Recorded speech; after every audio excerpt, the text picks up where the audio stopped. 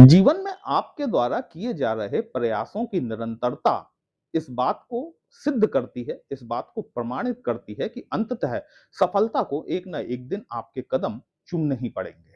और यदि ऐसी परिस्थितियों में ग्रहों का साथ मिल जाए, ग्रहों का सानिध्य मिल जाए, तो फिर बात ही कुछ और हो जाती है। बहुत महत्वपूर्ण परिवर्तन होने वाला है 2 जून 2026 के दिन, और ये 12 साल बाद होने जा रहा है। बृहस्पति देव अपनी उच्च की राशि कर्क राशि में गोचर करना शुरू करेंगे।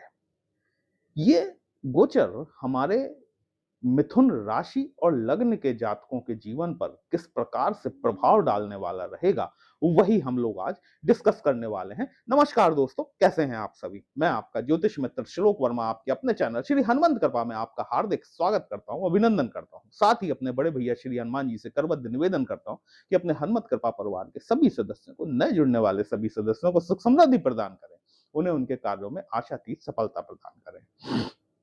जब पिछले वर्ष गुरु बृहस्पति ने अपना राशि परिवर्तन किया था, आप लोगों को याद होगा कि मैंने आपसे कहा था कि चूंकि गुरुदेव बृहस्पति जो हैं आपकी पत्रिका में सप्तमेश और साथ ही साथ दशमेश होते हैं। केंद्र भाव का स्वामी यदि कोई शुभ प्लेनेट है और यदि वह केंद्र में गोचर करता है, तो उस पर केंद्राधिपति दोष लग जाता है। उसके शुभत्व में कहीं ना कहीं कमी देखने के लिए मिलती है। खैर, वो वक्त निकल गया। 12 साल में गुरु बृहस्पति अपना राशि परिवर्तन करने जा रहे हैं। अपने प्रिय मित्र चंद्रमा की राशि कर्क राशि में गोचर करना शुरू करेंगे। और सबसे अच्छी बात यह है कि गुरु बृहस्पति स्वयं अपने ही नक्षत्र अर्थात पुनर्वसु नक्षत्र में गोचर कर रहे हैं। कोई भी प्लैनेट जब अपने स्वयं के नक्षत्र में गोचर कर रहा होता है, तब तक वो पूर्ण रूप से बली होता है, महाबली जिसे कहा जाता है। वो चीज उस प्लैनेट के साथ में देखने के लिए मिलती है। गुरु बृहस्पति को ज्ञान का कारक कहा जाता है। गुरु बृहस्पति को परिवार से जोड़कर देखा जाता है, बृहस्पति को धन से जोड़कर देखा जाता है, बृहस्पति को संतान से जोड़कर देखा जाता है। और ऐसा है भी। इन सभी चीजों का कारकत्व जो है वो गुरु बृहस्पति के पास में है। और फॉर्चुनेटली बात यह है, सौभाग्यवश, आपकी पत्रिका का जो द्वितीय भाव है, जो इन सब भावों को दिखाने वाला भाव है, वो चंद्रमा की राशि कर्क राशि आपके सेकंड हाउस में फॉल करती है।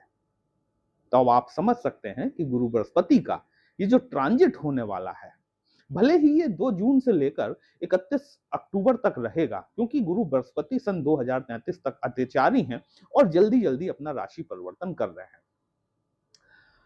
31 अक्टूबर के बाद में गुरु बृहस्पति आपके तीसरे घर में गोचर करना शुरू करेंगे, लेकिन वो बात अपन बाद में डिस्कस करेंगे। फिलहाल गुरु बृहस्पति का सेकंड हाउस में गोचर कहां आपको लाभ दिला सकता है, कहां से आपको थोड़ी सावधानियां बरतनी चाहिए, इन पर हम चर्चा कर लेते हैं। पहली बात तो यह है कि जितने भी लोग मिथुन राशि और लग्न के जातक हैं, यदि उनकी दशा और अंतरदशा उनके फेवरेबल प्लैनेट की चल रही है, तो यकीन मानकर चलिएगा, गुरु बृहस्पति के पास में 3 दृष्टियां होती हैं, 5वीं, 7वीं और 9वीं दृष्टि। तो गुरु बृहस्पति जब आपके सेकंड हाउस में बैठेंगे, तो 5वीं दृष्टि से आपके 6वें घर को देखेंगे, सप्तम दृष्टि से आपके 8वें घर को देखेंगे और अपनी नवम दृष्टि से स्वयं अपनी ही राशि मीन राशि को देखेंगे। यहां पर बृहस्पति महाराज जो है, इन तीनों क्षेत्रों में आपको असीमित लाभ की संभावनाएं बनाते हुए दिखाई देते हैं।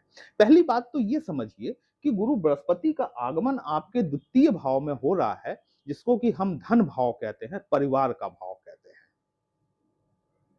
स्वामी हैं आपके सप्तम भाव के अर्थात जीवन साथी वाले भाव के। वो सभी जातक जो कि विवाह योग्य हो चुके हैं, 2 जून के उपरांत परिवार में किसी प्रकार की वृद्धि होती हुई यहां पर अवश्य दिखाई देती है, चाहे वह किसी विवाह संस्कार के द्वारा हो या फिर किसी जन्म संस्कार के द्वारा हो। आपके परिवार में कोई नया रिश्ता आ सकता है या फिर कोई नया आगमन हो सकता है किसी बच्चे का। ये यहां पे सबसे बड़ी एक बात है। धन के क्षेत्र में निश्चित बढ़ोतरी होती हुई दिखाई देती है, क्योंकि गुरु महाराज जब 5वीं दृष्टि छठवें भाव पर डालेंगे। छठवें भाव को सेवा के भाव से भी जोड़कर देखा जाता है, अर्थात कर्म से भी जोड़कर देखा जाता है। छठवां भाव आपके कॉम्पिटिशंस को भी दिखाने वाला होता है। वो स्टूडेंट्स जो कि कंपटीशन की तैयारी कर रहे हैं, एक बात को हमेशा याद रखिएगा कि दशा अंतरदशा आपके फेवर की होनी चाहिए, ये बात नेसेसरी है।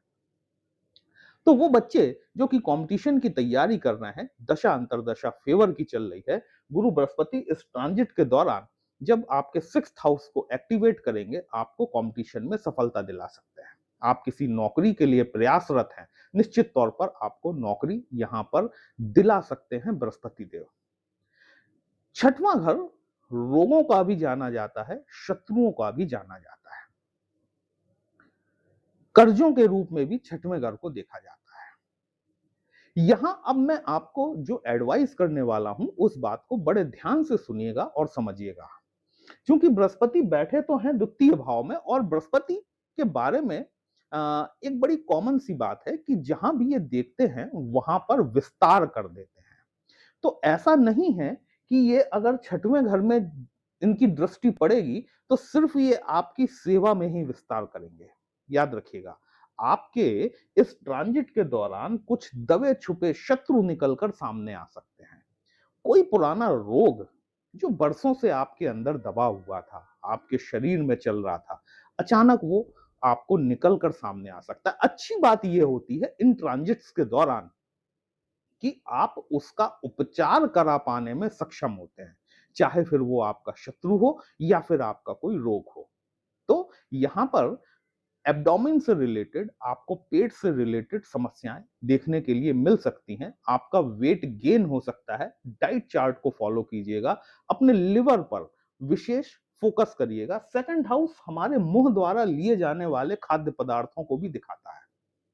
स्वादिष्ट भोजन के प्रति आपकी रुचि बढ़ेगी, इसीलिए मैंने आपसे कहा कि अपने डाइट प्लान को स्ट्रिक्टली फॉलो कीजिएगा, क्योंकि ये जो है ये आपको लिवर रिलेटेड प्रॉब्लम यहां पर देखने के लिए मिल सकती हैं। यहां पर थोड़ी सावधानी बरतने की आवश्यकता है।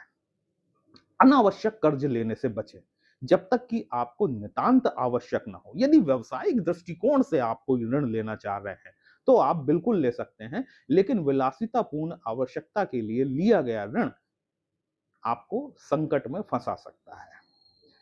गुरु बृहस्पति की सप्तम दृष्टि जो है ये आपके अष्टम भाव पर पड़ेगी। अष्टम भाव प्लैनेट बृहस्पति है, आध्यात्मिकता का प्लैनेट है, डिवाइन नॉलेज का प्लैनेट है। अष्टम भाव साधनाओं का भाव है, गूढ़ रहस्यों का भाव है। ये तो हो गई एक डिफरेंट थिंग। अब हर आदमी साधना तो करता नहीं है, हर आदमी अकल्ट साइंस में तो नहीं जुड़ा होता। तो वे सभी लोग जो कि अष्टम भाव से जुड़े हुए काम करते हैं, जिनमें से कि विशेषकर देखा जाए तो भूमि से निकलने वाले पदार्थ अर्थात उत्खनन, माइनिंग के क्षेत्र से रिलेटेड, कंप्यूटर की कोडिंग से related, security services, tax consultant, chartered accountants, इस तरीके के जो लोग कार्य करते हैं जो कि अष्टम भाव से जुड़े हुए हैं, उनको सफलता मिलनी सुनिश्चित है यदि दशा अंतरदशा आपके फेवरेबल प्लैनेट की चल रही है। तो कई बार ऐसा देखने में आता है कि आदमी कहता है कि हमारे साथ नहीं हुआ, ऐसा नहीं होता। तो आप चेक कीजिए कि आपकी दशा अंतरदशा कहीं आपके अनफेवर की तो नहीं चल रही है। गुरु बृहस्पति की 9वीं दृष्टि जो है, जो कि सर्वोत्तम दृष्टि मानी जाती है, ये अपनी ही मीन राशि पर पड़ेगी, पाइसेस पर, जहां पर कि वर्तमान में शनि का गोचर हो रहा है। यहां पर शनिदेव वैसे भी यदि देखा जाए तो आपके अष्टम भाव और भाग्य भाव के स्वामी होते हैं, दशम भाव में जाकर बैठे हुए हैं। यदि आपको कहीं कुछ कार्यों में अड़चने आती हुई दिखाई दे रही हैं, कहीं कुछ रुकावटें आती हुई दिखाई दे रही हैं, तो गुरु बृहस्पति की दृष्टि जो है ये परम दृष्टि मानी जाती है। ये आपको पद प्रतिष्ठा का लाभ करा सकती है। शनिदेव को कंट्रोल करने का काम यहां पर गुरु महाराज द्वारा निश्चित तौर पर किया जाएगा। एक्स्ट्रा रिस्पॉन्सिबिलिटीज आपको जॉब के क्षेत्र में मिल सकती हैं, और मेरा आपसे निवेदन है कि यदि आपको ये एक्स्ट्रा रिस्पॉन्सिबिलिटीज मिल रही हैं आपके कार्य क्षेत्र में, तो इसको आपको एक मौके की तरह पकड़ने की आवश्यकता रहेगी, क्योंकि यही रिस्पॉन्सिबिलिटी भविष्य में चलकर आपकी पद प्रतिष्ठा में वृद्धि करवा सकती है, आपकी मान मर्यादा में आपकी वृद्धि करा सकती है। बृहस्पति एक ऐसा प्लैनेट है जिसका कि कोई उपचार संभव नहीं है। मान लीजिए बहुत से लोग ऐसे होते हैं जिनकी की पत्रिका में बृहस्पति खराब है।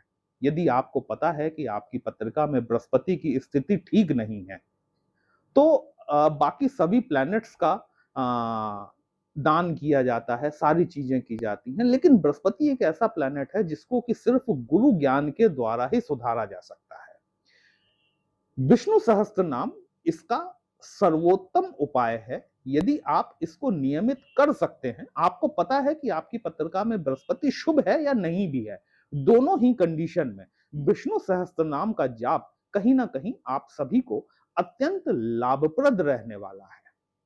वीडियो कहीं भी अच्छा लगा हो, अपने इस चैनल को लाइक शेयर और सब्सक्राइब जरूर कर लीजिएगा। हमसे यदि पत्रिका का विश्लेषण कराना चाहते हैं दोस्तों, व्हाट्सएप नंबर थंबनेल में दिया गया है। पर्सनल कंसल्टेशन पेड होता है, एक छोटी सी फीस आपको पे करनी होती है। आपकी समस्या का उचित समाधान हमारे द्वारा करने का प्रयास जरूर किया जाता है। चलिए फिर मिलते हैं, तब तक के लिए जय श्री राम।